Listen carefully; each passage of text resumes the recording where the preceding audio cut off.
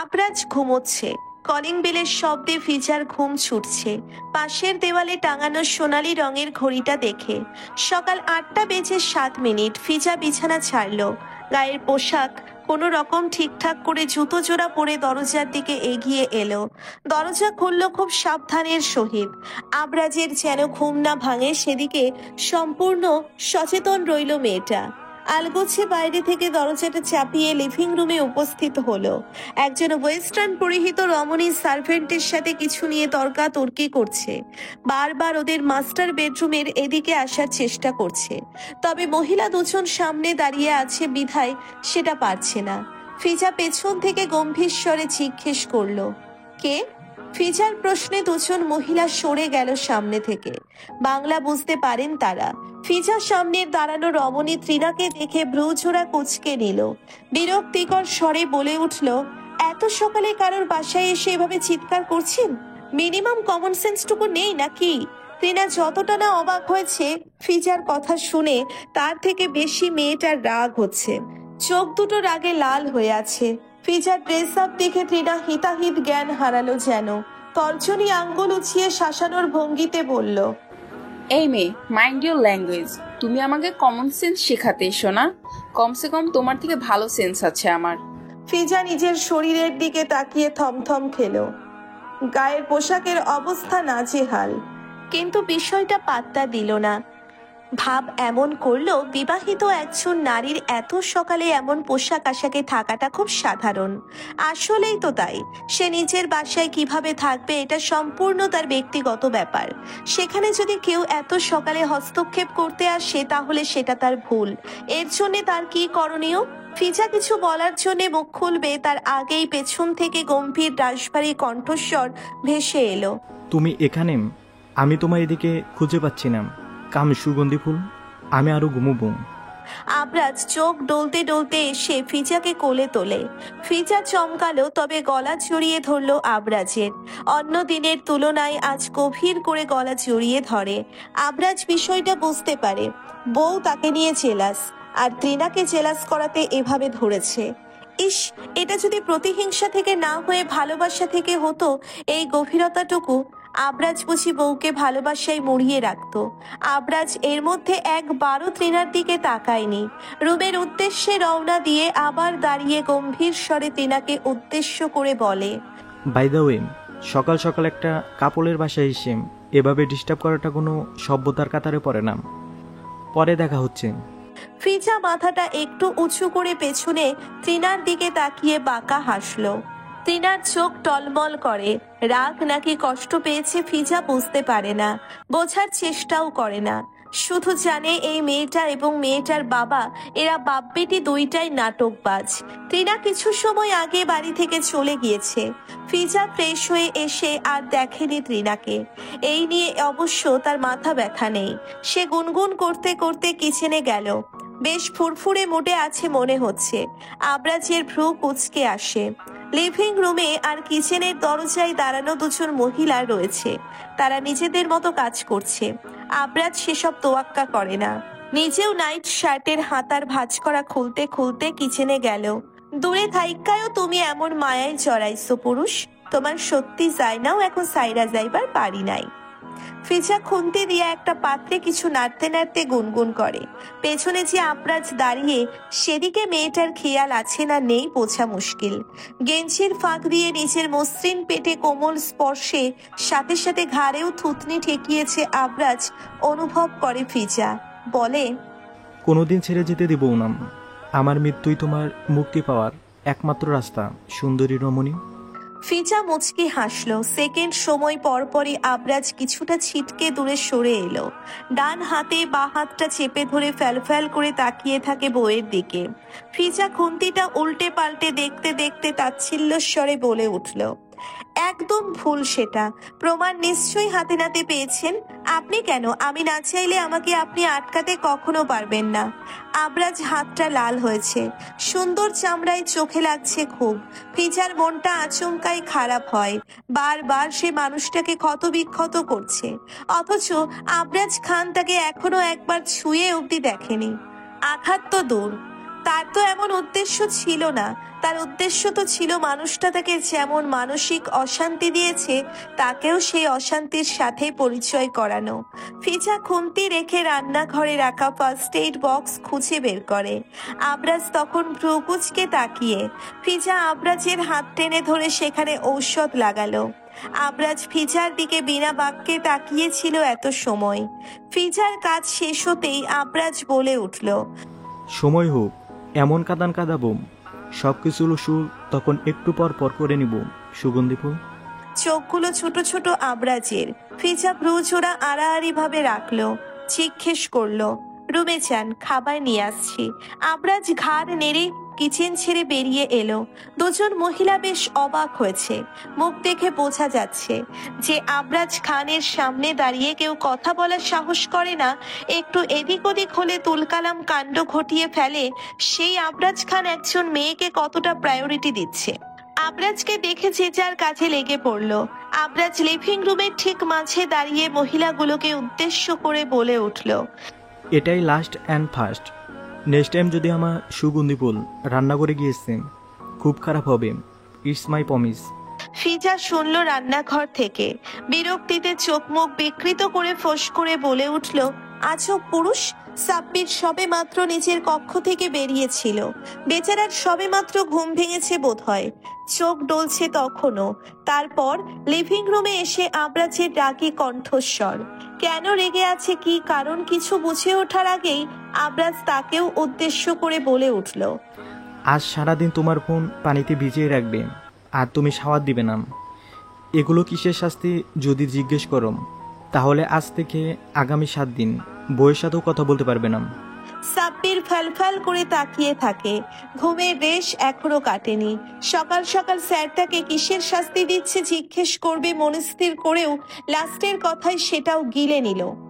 আবরাজ এর মধ্যে নিজের রুমে চলে গিয়েছে। ফিজা এলো তখন। সাব্বির ফিজাকে দেখে জিহ্বা দিয়ে ঠোঁট ভেজালো। এরপর আমতা আমতা করে প্রশ্ন করলো, ম্যাম, স্যার রেগে আছেন কেন? রেগে নয়, খুশি আছে। গার্লফ্রেন্ড এসেছিল তাই।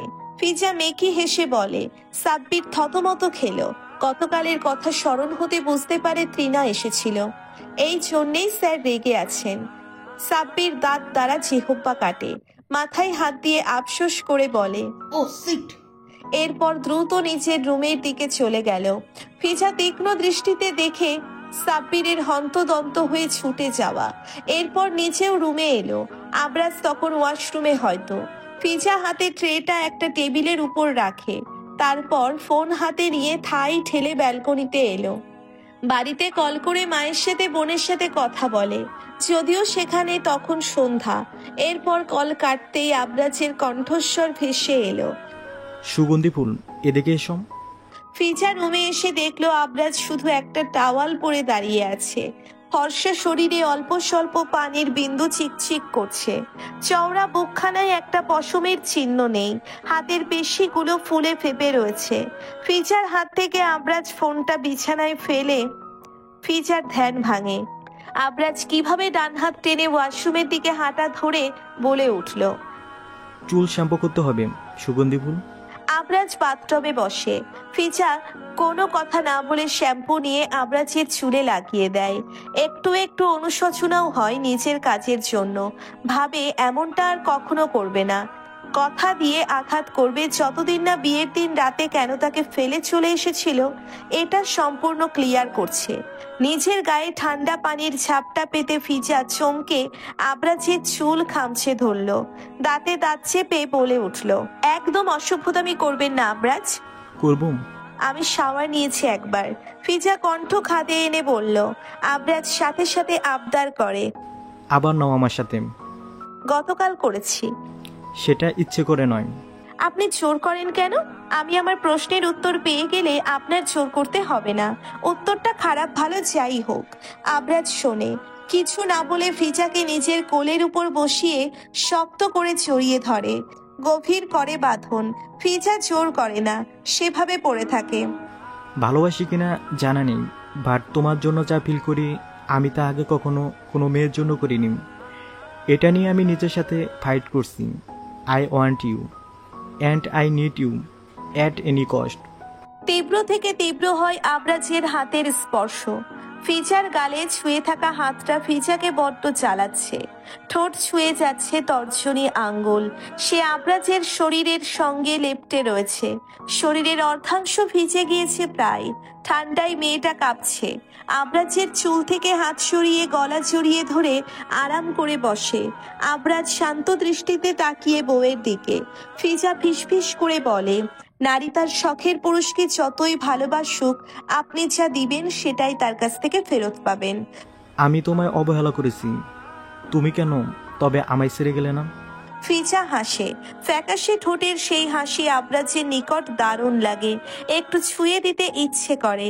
মুখ এগিয়ে নিয়েও আলতো স্পর্শ করলো। ফিজা মুখ ঘুরিয়ে অন্যদিকে তাকিয়ে বলে উঠল, ছেড়ে যাব? আমি আপনাকে আমার স্থানে দাঁড় করাবো আর অনুতপ্তের অনলে পোড়াবো, এবং সেটাই হবে আপনার ভুলের শাস্তি। তুমি বড্ড বোকা সুগন্ধি ফুল। আবরাজ আফসোস করে বলে। ফিজা ঠোঁটের কোণায় হাসি ঝুলিয়ে জবাব দেয়, বোকা ভালো, অথচ মেয়েটা তাকে নাকে দড়ি বেঁধে ঘোরাচ্ছে। বারবার তাকে শিখিয়ে দিচ্ছে আবরাজ খানের বউ মিসেস আবরাজ খান সে, অতএব সাবধানে তাকে আয়ত্তে নিতে হবে। কিন্তু এখনো যেন পারছে না নিতে। আবরাজ বউয়ের ওষ্ঠদয় আবারও চুমু খায়, বলে, যাও, 1 ঘন্টা তোমাকে আর ডিস্টার্ব করবো না। ফার্স্ট রেডি হয়ে নাও, বেরোতে হবে আমাদের। ফিজা ভেজা কাপড়ে লজ্জায় পড়ে, দ্রুত স্থান ত্যাগ করলো। আবরাজ বউয়ের পেছনের ভেজা অবয়বের দিকে তাকিয়ে হেসে বলে উঠল, নারী তোমার কত রঙের রূপ, আমি তোমার সব রঙের সঙ্গে মিশে একাকার হতে চাই। নিজের সর্বনাশ নিজের হাতেই করলেন তবে।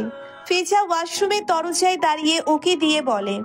আবরাজ শব্দ করে হাসে। বহুদিন পর এমন হাসি এই পুরুষের মুখে বিরল। বেশ ভালো লাগলো হাসি মুখে আবরাজ খানকে। আবরাজ হাসতে হাসতে হঠাৎ গম্ভীর স্বরে বলে, এতেও যদি তোমায় পাওয়া যায়, নিজের সর্বনাশ না হয় মেনে নিলাম। সাদা রঙের একটা পার্টির ড্রেস পরেছে ফিজা।